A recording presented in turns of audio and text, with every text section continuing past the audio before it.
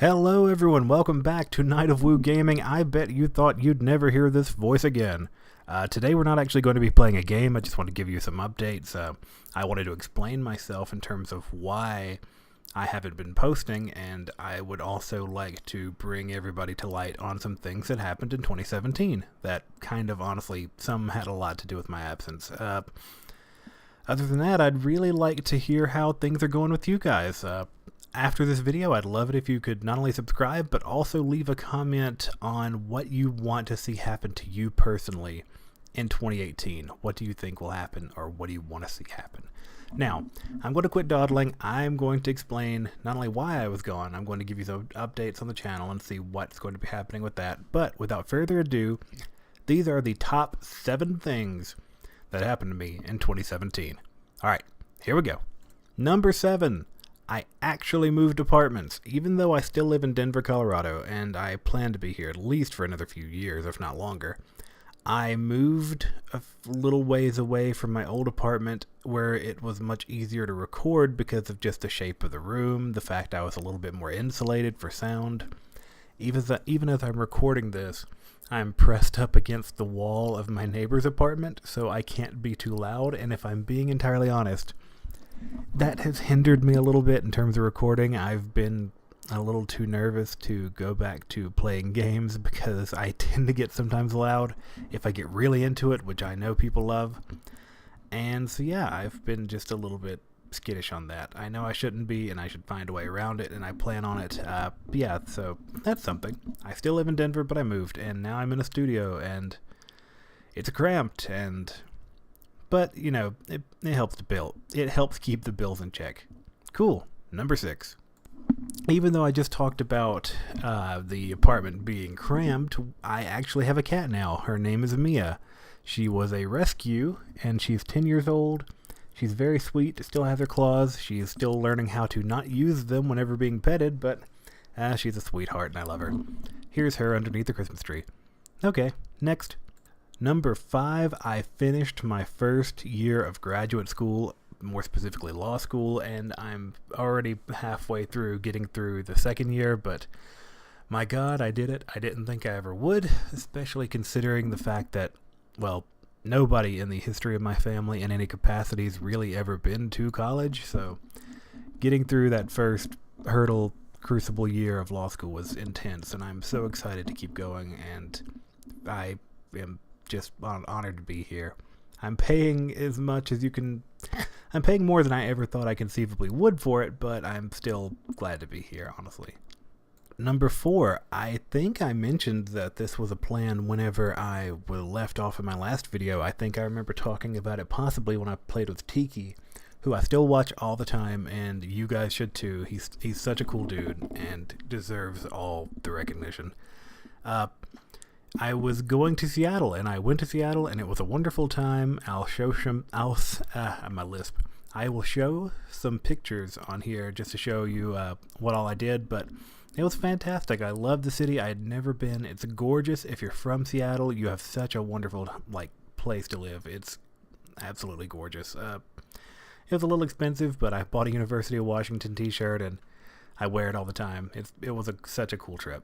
All right. Thank you. Next, number 3 is one of the more, I'm not going to say tragic, but it's one of the more inconvenient things that have happened to me this year. I actually had to get stomach surgery this past month. I'm still actually recovering from it. I've got the scars that are still healing and everything, and I'm still not back to my normal self. I had it earlier this month in December, and I got the gastric sleeve because, frankly, I'm a pretty big dude, and I was kind of tired of being a big dude, and I've tried everything. It took months of counseling with it. I had to see dietitians over and over. Even now, I can still eat barely anything. I've been almost entirely subsisting off of liquids for a month now, with just some very small things thrown in there too. It's very strange. So, if you don't know what that is, they literally, no exaggeration, cut out about 75 to 80% of my stomach. Where most stomachs look like a pouch, mine kind of looks like one of those Chinese finger traps now. It's really freaky, and it's taking some getting used to, but, it's part of the process. Okay, now we go to number 2. For number 2, my girlfriend and I went to Europe. We had saved money for like 2 or 3 years. We've been putting change in a jar, just putting any loose cash we could find. We've been saving up for so long. We finally cashed everything in. And we went to Europe. We went to 9 cities. I mean, technically 8, but we went to Amsterdam twice because it was an entire loop. And I'll draw the little map up on the screen. We went in order. We went to Amsterdam, London, Paris, Barcelona, Milan, Budapest, Vienna, Prague, Berlin, then back to Amsterdam to fly out. It was insane. I can't believe we actually did it. It took about a month, so I was gone the entire month of June and plus a little bit of July. It was the wildest thing I've ever experienced. It sounds wonderful if you've never tried it, and it is wonderful, but the problem is when you're on a vacation for like a week, you start getting that weird homesickness at the end. It's like, yeah, I'm nice. It'll be nice to get back. By week 3 and 4, we were having some trouble. It's like, yeah, we're in the middle of, Prague, and a few people speak English and a few don't, but I don't know. It's a constant state of culture shock, which is exciting, but also kind of unnerving. I'll have to tell some stories from that trip on this channel sometime. All right. Now, let's make our way to number 1. The single greatest and largest thing to happen to me in 2017 is on my birthday in June. I actually proposed to my girlfriend, and she is now my fiance, and I'm quite ecstatic about that. I can't express enough how fortunate I am for that to have happened. And I was going to do it in Italy, but the problem was she got very, very ill and sick in Italy. I don't know why or what happened, but she couldn't get out of bed. It was quite terrible. But luckily we were flying into Budapest the next day, and I had been to Budapest before and knew the perfect place to do it. So I actually proposed that evening of my birthday on the steps of the Hungarian Parliament building. For if you don't know what that is, I'll show a picture. It is just such a gorgeous spot to do it, and it all worked out so well, and I'm so glad. And yeah, so that was the biggest thing to happen to me last year. But enough about me and what has happened. I'm just going to quickly talk about what will happen, and the honest answer is I don't know.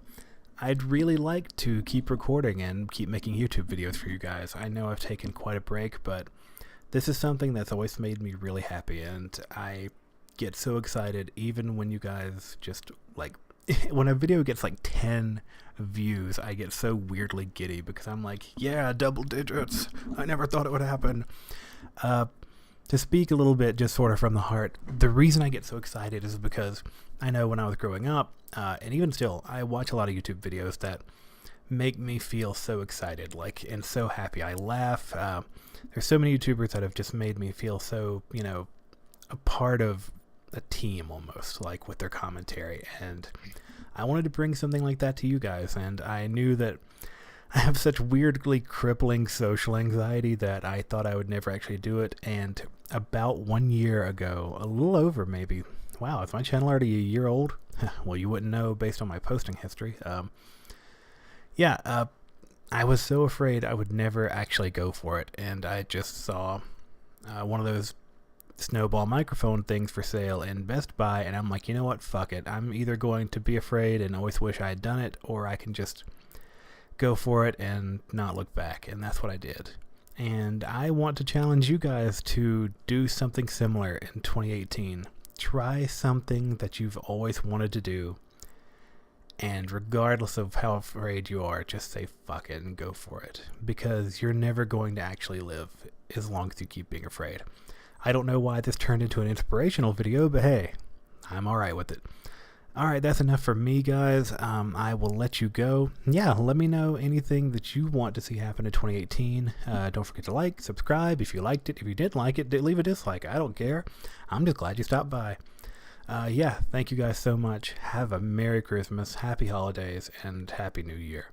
Anyway, peace out.